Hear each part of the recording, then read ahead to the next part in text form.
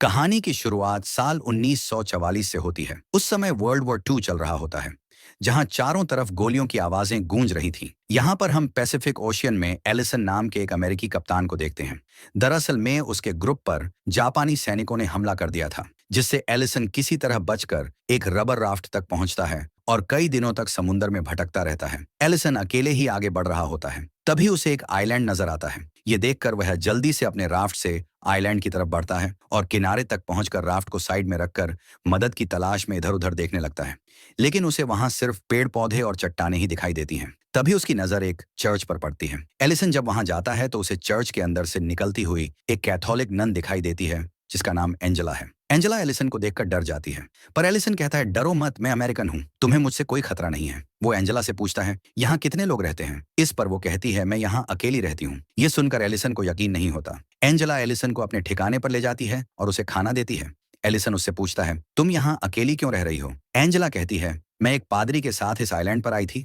हमारे कुछ बुजुर्ग पादरी को जापानी सैनिकों से बचाकर निकालना था, लेकिन जब हम यहाँ पर पहुंचे तब तक जापानी पहले से ही आइलैंड पर आ चुके थे और वह उन पादरियों को पकड़कर अपने साथ ले जा चुके थे। जंग का माहौल देखकर हमने तय किया कि कुछ दिनों तक हम यहीं छुपे रहेंगे। लेकिन कुछ दिन के बाद जिस पादरी के साथ मैं आई थी, उसकी तबीयत बिगड़ गई और उनका निधन हो गया। तब से मैं यहाँ पर अकेली रह रही हूँ। मेरे लोगों को लगा कि जापानी सैनिकों ने भी मुझे पकड़ लिया है, इसलिए कोई मुझे बचाने नहीं आया। एलिसन भी उसे अपनी कहानी बताता है। वह कहता है कि मैं मरीन हूँ। हमारे ग्रुप पर जापानी सैनिकों ने हमला कर दिया था और मैं अपनी जान बचाकर किसी तरह यहाँ तक पहुंचाऊं। इसके बाद एलिसन थोड़ी देर आराम करता है। जब वह उठता है तब देखता है कि एंजेला मोमबत्ती जलाकर भगवान से प्रार्थना कर रही है और ईश्वर से मार्गदर्शन मांग रही है। फिर दोनों बाहर खाने की तलाश में निकलते हैं। एलिसन पेड़ पर चढ़कर नारियल और फल तोड़ता है और एंजेला को नीचे देता है। लेकिन एलिसन को प्रोटीन के लिए कुछ और खाने के लिए चाहिए होता है। तभी उसे समुद्र में एक कछुआ दिखाई देता है। ये देखकर वह रस्सी और लकड़ी लेकर राफ्ट में बैठता है। एंजेला भी उसके साथ बैठती है और दोनों कछुए की ओर बढ़ते हैं।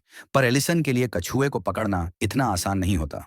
वह इस कोशिश में समुद्र में गिर जाता है, मगर एंजेला की मदद से वह कछुए को पकड़कर दोबारा राफ्ट में आ जाता है। इसके बाद एलिसन आइलैंड में लौटकर कछुए को पकाता है और खाता है। वो एंजेला से कहता है, इस आइलैंड में हमारे पास सब कुछ है। अगर कोई हमें बचाने ना भी आए तब भी हम जिंदा रह सकते हैं। एंजेला उससे पूछती है, तुम्हारे घर में कौन कौन है? एलिसन कहता है, मैं अनाथ हूँ। मैं 14 साल तक अनाथ आश्रम में रहा हूँ। पढ़ाई पूरी करने के बाद मैंने आर्मी ज्वाइन करने का फैसला किया, क्योंकि मैं अपने देश के लिए कुछ करना चाहता था। एंजेला भी उसे बताती है, मैं भी अनाथ हूँ। मुझे ईश्वर पर बहुत ज्यादा भरोसा है, इसलिए मैंने नन बनने का फैसला किया। इससे मुझे बहुत खुशी मिलती है और मैं लोगों को सही राह दिखाना चाहती हूँ। एलिसन और एंजेला एक दूसरे से काफी अलग होते हैं। एंजेला बहुत ही शांत स्वभाव की होती है। वह भगवान पर बहुत भरोसा करती है और नियमित रूप से प्रार्थना करती है, जबकि एलिसन भगवान पर इतना विश्वास नहीं करता और थोड़ा सख्त मिजाज का होता है। अगले दिन एलिसन और एंजेला को आसमान में जापानी लड़ाकू विमान दिखाई देता है। ये देखकर एलिसन एंजेला को लेकर छुप जाता है, क्योंकि अगर उन्हें देख लिया गया तो दोनों की जान जा सकती थी। एलिसन एंजेला से कहता है, हमें कुछ दिनों तक छुप कर रहना चाहिए। मैंने एक गुफा देखी है, वहां पर रहना ठीक रहेगा। एंजेला को भी यह सही लगता है, इसलिए वह एलिसन के साथ गुफा में चली जाती है और दोनों पूरा दिन वहीं रहते हैं। अगली सुबह उन्हें बम की तेज आवाज सुनाई देती है। एलिसन गुफा से बाहर झांक कर देखता है तो उसे दिखता है कि जापानी विमान आइलैंड पर भयंकर बमबारी कर रहा है। ये देखकर एंजेला बहुत डर जाती है और प्रार्थना करने लगती है। एलिसन उसे हिम्मत देता है और शांत करता है। कुछ देर बाद जब विमान वहां से चले जाते हैं तब दोनों गुफा से बाहर आते हैं। वो देखते हैं कि चारों ओर तबाही का मंजर है। उनका घर और चर्च भी पूरी तरह से नष्ट हो चुका होता है। तभी जापानी सैनिकों की एक टुकड़ी मौसम विज्ञान शिविर स्थापित करने के लिए आइलैंड पर आती है और जिस राफ्ट से एलिसन यहाँ आया था उसे भी नष्ट कर देते हैं। उन्हें देखकर एलिसन और एंजेला फिर से गुफा में छुपने को मजबूर हो जाते हैं। उनके आसपास जापानी सैनिक घूम रहे होते हैं। ये देखकर एलिसन सतर्क हो जाता है और एंजेला को एक और जाने को कहकर चाकू लेकर खड़ा हो जाता है। लेकिन वह सैनिक गुफा के अंदर नहीं आते और वहां से चले जाते हैं। यहाँ एंजेला एलिसन से कहती है कि मैं खुद को जापानी सैनिकों के हवाले कर देती हूँ। मुझे उम्मीद है कि मेरे जैसे नन को वो कुछ नहीं करेंगे। इससे तुम्हें मौका मिलेगा यहाँ से भागने का। वो ये भी कहती है कि हमारे पास खाने के लिए कुछ भी नहीं बचा है, लेकिन एलिसन उसकी बात नहीं मानता और कहता है कि हम यह रिस्क नहीं ले सकते। वो तुम्हारे साथ कुछ भी कर सकते हैं, हमें यहीं छुपे रहना होगा। शाम को एलिसन गुफा से बाहर आता है। वह देखता है कि जापानी सैनिकों ने कई कैंप बना लिए हैं। उनसे बचते हुए वह दूसरी ओर मछली पकड़ने जाता है, लेकिन कुछ जापानी सैनिक उसे देख लेते हैं। तब एलिसन मरा हुआ होने का नाटक करता है। यह देखकर उन्हें शक नहीं होता और वह वहां से चले जाते हैं। इसके बाद एलिसन मछली पकड़कर वापस गुफा में आता है और एंजेला के साथ मछली खाने लगता है। लेकिन एंजेला ने नन बनने के बाद मछली खाना छोड़ दिया होता है, मगर यहाँ खाने के लिए और कुछ भी नहीं होता, इसलिए उसे मजबूरी में मछली खानी पड़ती है। कच्ची मछली उससे नहीं पचती और वह उल्टी कर देती है। फिर एंजेला बिना कुछ खाए सोने चली जाती है। कुछ देर बाद जब एंजेला सो रही होती है, तब एलिसन चुपके से गुफा से बाहर आता है और जापानी सैनिकों की गतिविधियों पर नजर रखने लगता है। वो अपने चेहरे को काला कर लेता है ताकि कोई उसे सही से देख न सके। जब उसे मौका मिलता है तब वह चुपचाप उनके कैंप में घुस जाता है और खाने का सामान एक बैग में भरने लगता है। तभी एक सैनिक वहां आ जाता है, जिससे एलिसन को वहीं छुपकर खामोश रहना पड़ता है।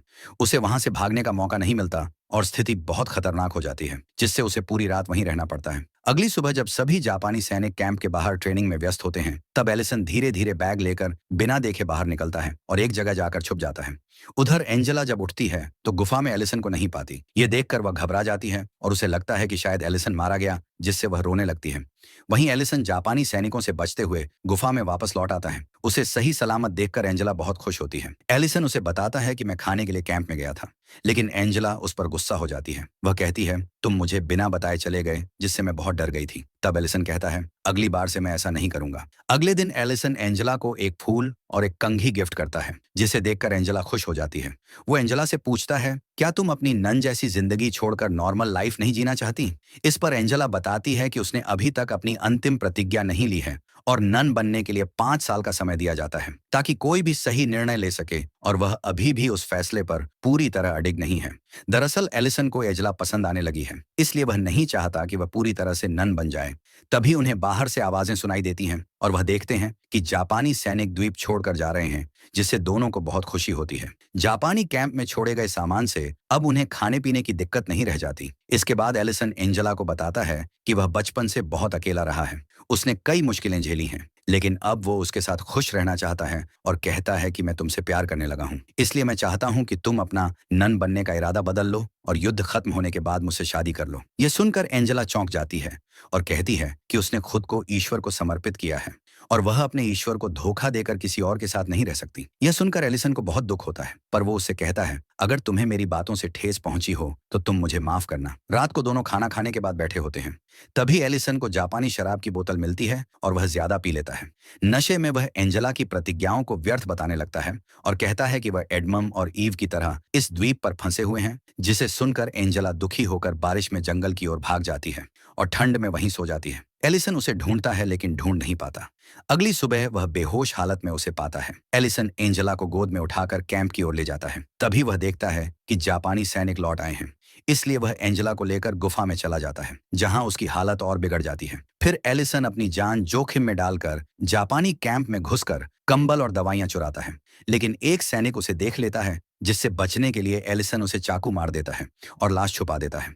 वापस आकर वो जल्दी से एंजेला के गीले कपड़े बदलता है और उसे दवा देता है और पहली बार खुद प्रार्थना करता है। अगली सुबह जब एंजेला होश में आती है तो पूछती है कि उसके कपड़े किसने बदले। तब एलिसन बताता है कि उसकी हालत देखकर उसने बदले थे। वो फिर माफी मांगता है और कहता है कि कल उसने जो कुछ भी कहा वो नशे में कहा था। एंजेला उसे माफ कर देती है। तभी उन्हें बाहर बम की आवाज सुनाई देती है। एलिसन बाहर जाकर देखता है तो उसे पता चलता है कि आइलैंड में जापानी सैनिकों ने फिर से बमबारी की है, क्योंकि उनके एक सैनिक को एलिसन ने मार दिया है। यह बात उन्हें पता चल गई है, इसलिए वो लोग एलिसन को मारने के लिए चारों तरफ ढूंढ रहे हैं। एलिसन जब एंजेला को बताता है कि जब वह चादर लेने गया था तब एक सैनिक ने उसे देख लिया था, तो उसे आत्मरक्षा में मारना पड़ा। यह सुनकर एंजेला को बहुत दुख होता है और वह भगवान से माफी मांगती है। इसी बीच कुछ जापानी सैनिक खोजते हुए गुफा के पास आ जाते हैं। उनमें से एक कहता है, अगर कोई अंदर है तो बाहर आ जाओ, नहीं तो हम गुफा में ग्रेनेड फेंक देंगे। अब एलिसन और एंजेला के पास दो ही ऑप्शन होते हैं, या तो वह सरेंडर कर दें या फिर ग्रेनेड से मर जाएं। दोनों बहुत ज्यादा डर जाते हैं। एंजेला प्रार्थना करने लगती है। उन्हें लगता है कि अब उनकी मौत निश्चित है। तभी बाहर जोरदार बमबारी होती है और वहां मौजूद जापानी सैनिक जोर जोर से चिल्लाने लगते हैं। इससे एलिसन समझ जाता है कि अमेरिकी सेना ने आइलैंड पर बमबारी शुरू कर दी है। एलिसन और एंजेला गुफा से बाहर आकर देखते हैं कि अमेरिकी सेना के विमान जापानी सैनिकों पर बमबारी कर रहे हैं। यह देखकर दोनों खुश हो जाते हैं। एलिसन कहता है कि अमेरिकी सैनिकों को लैंडिंग आसान नहीं होगी, क्योंकि जापानी सोल्जर 4 तोप अपने साथ लेकर आए थे और उनको आइलैंड पर अच्छी तरह बिछा दिया गया है, इसलिए मुझे इन तोपों को निष्क्रिय करना होगा। एलिसन एंजेला से कहता है कि ईश्वर भी यही चाहते हैं कि मैं अमेरिकी सैनिकों की मदद करूं। एंजेला उसे जाने की अनुमति दे देती है। एलिसन गुफा से बाहर निकलता है और देखता है कि ज्यादातर जापानी सैनिक मारे जा चुके हैं। वह खुद को बमों से बचाते हुए दौड़ता है और एक एक करके तोपों को निष्क्रिय करने लगता है। इस दौरान वह बमबारी के कारण घायल हो जाता है, लेकिन वह रुकता नहीं है। किसी तरह वह सभी तोपों को निष्क्रिय कर देता है, जिससे कई अमेरिकी सैनिकों की जान बच जाती है। इसके बाद अमेरिकी नौसेना बमबारी रोक देती है और एंजेला गुफा से बाहर आ जाती है। वो एलिसन को घायल देखकर उसका इलाज करने लगती है। एलिसन एंजेला से कहता है, अब हमारा अलग होने का समय आ गया है और शायद हम फिर कभी ना मिल पाएं। ये सुनकर एंजेला कहती है, चाहे मैं तुम्हारे साथ अपनी जिंदगी ना बिता सकूं, लेकिन तुम हमेशा मेरे दिल के करीब रहोगे। इसके बाद अमेरिकी नौसेना आइलैंड पर लैंड करती है और अपना झंडा फहराती है। जब नौसेना का कप्तान एलिसन को जिंदा देखता है तो वह चौंक जाता है, क्योंकि उन्हें लगा था कि वह मारा गया है। वह लोग एलिसन को स्ट्रेचर पर लेटाकर ले जाने लगते हैं और उसके पीछे एंजेला भी चलती है। एलिसन ने कभी भी एंजेला पर अपने प्यार का दबाव नहीं डाला और उसके नन बनने के फैसले की पूरी इज्जत की। वहीं एंजेला भी एलिसन को समझती है और इसी के साथ फिल्म समाप्त होती है।